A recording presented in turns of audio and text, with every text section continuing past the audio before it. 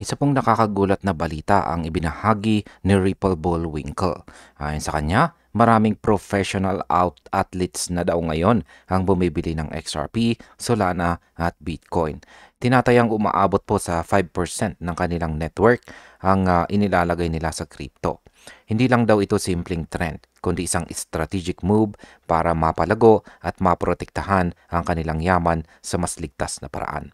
Ang ganito pong klase ng pagpasok ng malalaking personalidad ay nagpapakita po na nagiging mainstream na sa XRP. Maring tumas po ang demand at liquidity kapag mas maraming kilalang atleta ang sumunod sa ganitong galaw. Kaya yan po ang siyang ating pag-uusapan sa video na ito at simulan po natin sa ating unang katanungan kung paano po ba nagiging institutionalized ang pera sa mga atleta.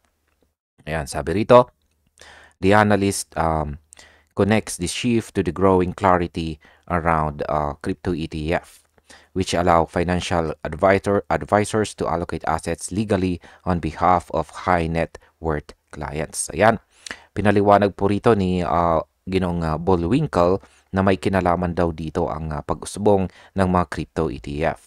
Kapag tuluyan pong naaprubahan na ang mga ito, mas madali nang makakapaglagay ng crypto holdings ang mga financial advisors para sa kanilang mga kliyente. Kabilang na po ang mga atleta at celebrity. Dahil dito, ang dati pong personal na pagbili ay magiging structured investment na may gabay ng professional fund managers.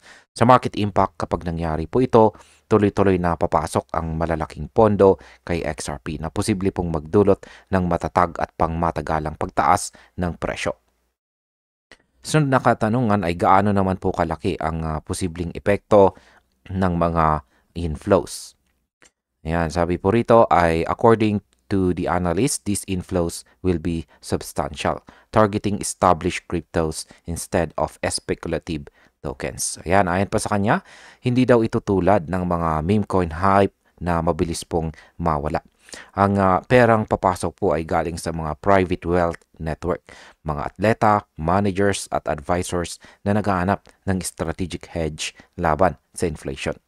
Isa po sa mga binanggit na halimbawa ay si NBA player Tristan Thompson na sumusuporta rin sa ganitong galaw ng mga atleta.